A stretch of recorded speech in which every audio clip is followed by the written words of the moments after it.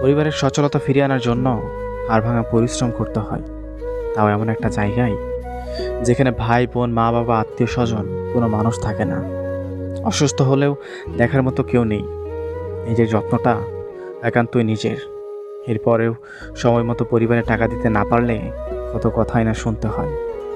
দিন শেষে প্রিয় মানুষের সাথে একটু কথা বলার জন্য উতলা হলেও একটা সময় পর সেই প্রিয় মানুষটাই বিরক্ত বোধ করে।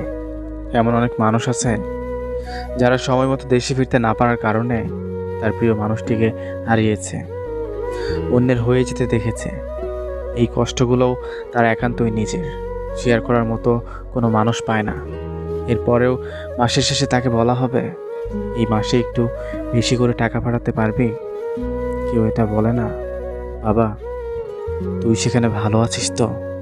আমাদের সম্মান করা উচিত সেই সব মানুষদের যাদের হাড়